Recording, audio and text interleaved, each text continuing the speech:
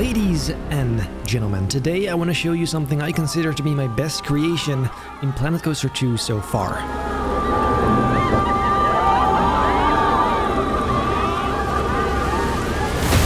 A few weeks ago I made a challenge video where I had to make the same concept a few different times with different time limits. This, what you're seeing here, was the version where I had unlimited time, but I felt as though the results were tucked away in a video where not everybody may have seen it. But since I'm humbly very proud of what I made here, I decided to make this dedicated showcase video for you guys. We'll deep dive into the ride, the landscape, the details, and see it in different lighting and weather conditions, because trust me, that makes a huge difference. That being said, enjoy this video.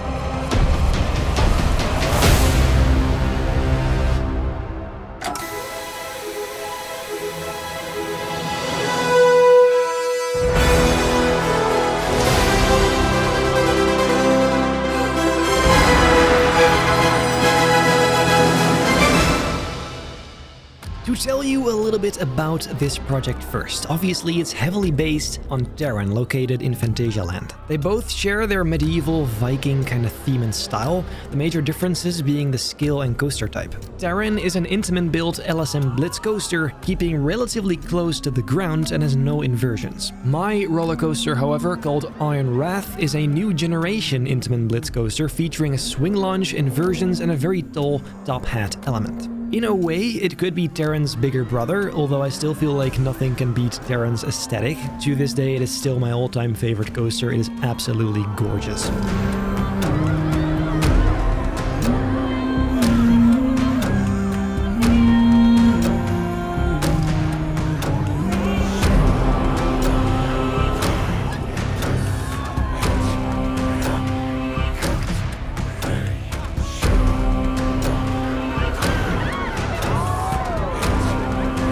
Anyway, I've built an expansive themed area around this coaster to maximize immersion, and today I'll walk you through the entire thing, not skipping a single detail. For now, I'll be keeping it clear daytime to make sure everything comes out well, and after that we'll take a peek at how this was originally intended.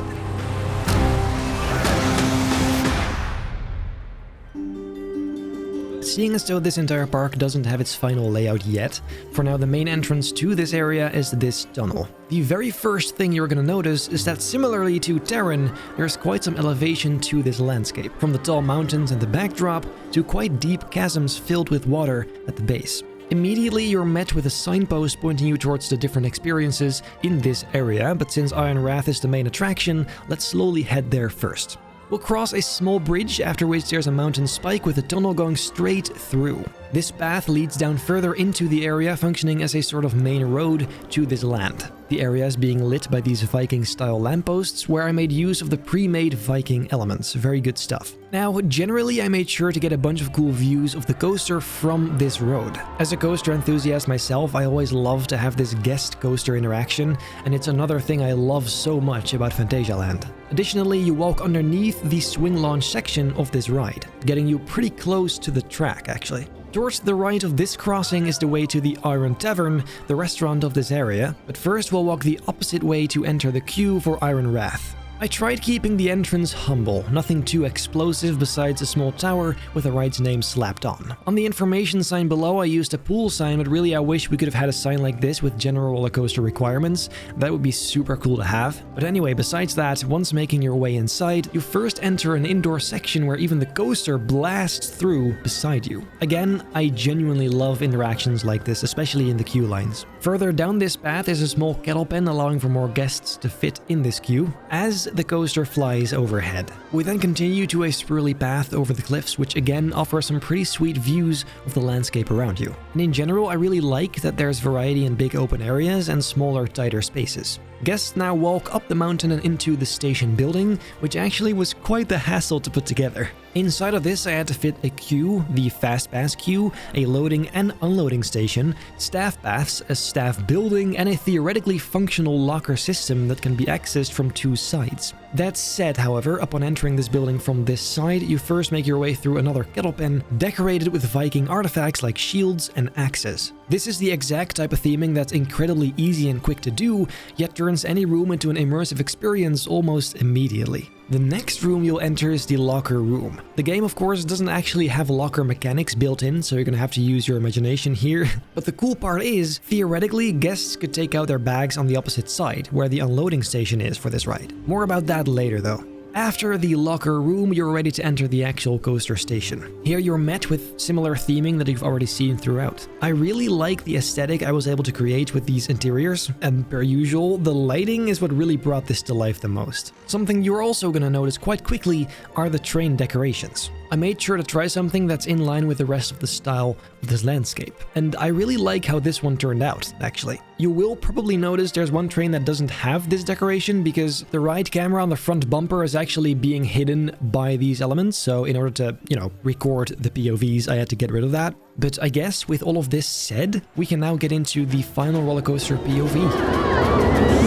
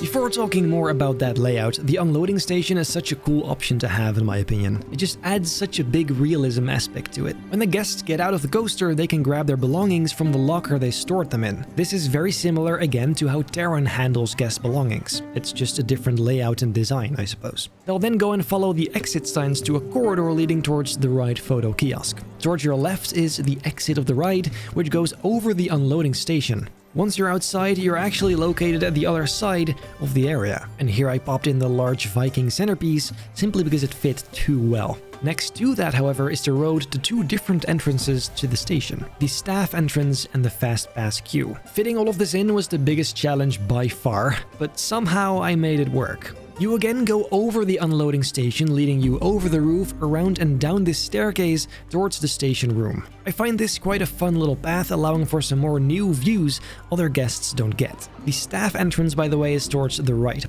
going straight down. That, I suppose, is the only downside of an unloading station. You'll need staff paths going to all these. Anyway, all that said, upon exiting this ride, you have the option to go to the right, which is simply a little trail for you to look around and have some rest. In general, I particularly like this little village area. I didn't want it to go unseen besides from the coaster itself. Walking back towards the other direction allows you to go back to the entrance of the area, and this time you walk over the coaster track with this little bridge. This will bring guests to a little terrace with food shops and benches. And if you were to walk down further, well, you're back at the entrance again. This is basically the main route through the area, and it's the way it's intended for guests. However, there is of course one stop in the middle, over at the Iron Tavern. When you go right at the crossing, you'll walk underneath the coaster track again, past some bathrooms and up the stairs into the Iron Tavern building. building. I would have liked to have a second floor in here using these steep ladders, but the game doesn't actually allow this feature yet, so once again you'll have to use your imagination. Other than that, I suppose this is really nothing special, it's just a simple restaurant. So yeah, now having seen everything from the path's perspective, let's talk a little more about the actual ride experience. This was the first swing launch coaster I ever built, and I want to say it's one of, if not my best layout in general. It's no secret that the coaster building part was never a strong suit of mine, but I felt recently that I'm starting to slowly understand the physics a bit more, and I really do think I'm getting better at it. Obviously, there's still a ton to learn, but as long as I'm seeing some progress, I'm already happy. Parts I do particularly like about this layout is the first launch and inversion. It's just so satisfying to me seeing it from the train's perspective, as well as the off-ride views.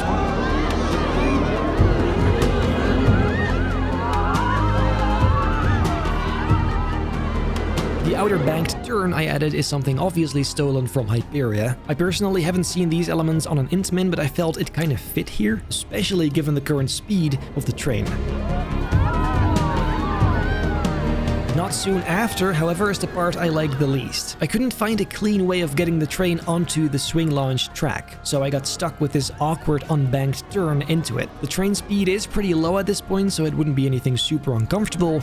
It's just I would have liked that to be a bit more streamlined. I am absolutely stoked about the spike going backwards, of course, because of the way it looks. I spent quite a bit putting this tower together, and in my opinion, it was well worth it. It looks cool from practically every angle, and it's kind of the spectacle of this area, I'd say.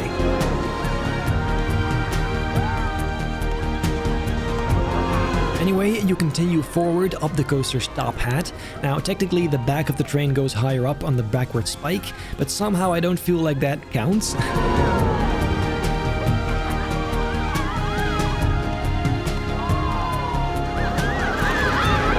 Everything after this point is just okay in my opinion. Nothing spectacular, though I do really like the crystal cave you speed through. It's where the purple color in the station and entrance comes from as well. Just that extra touch of magic, I suppose. And well, after some more layout, you slam into the brakes and the ride is over.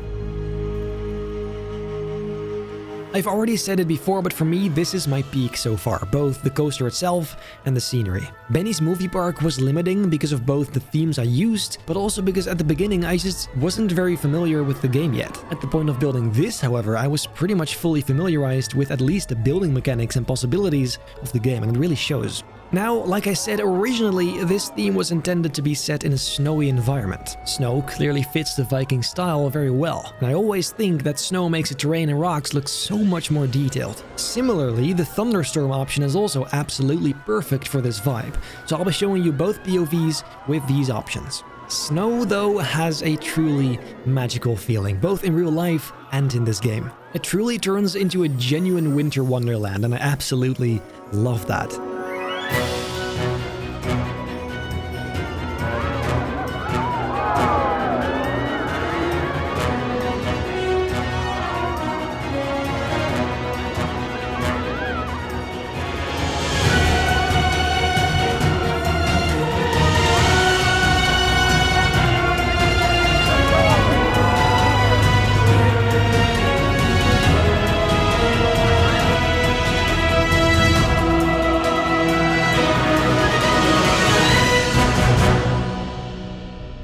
Now, the gritty nature of a theme like this goes hand in hand very well with gritty weather, and since thunderstorms look really good in this game now, I couldn't help but try it. And actually, as much as I wouldn't want to ride this coaster in this weather, it looks absolutely insane, and I might even prefer it to the snowy vibe. It's aggressive, it's insanely cinematic, and it makes me want to put epic music under it and turn it into some sort of crazy edit. Actually, let's go and do that.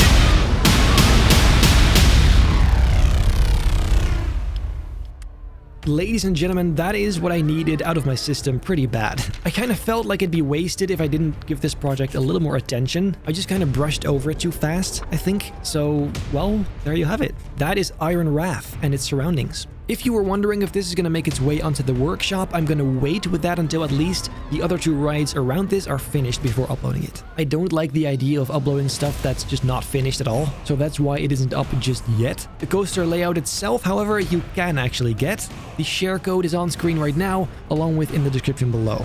Well, that said, if you enjoyed this video, make sure to leave a like, subscribe, hit the bell not to miss a single future video, and then I hope I'll see you in the next one.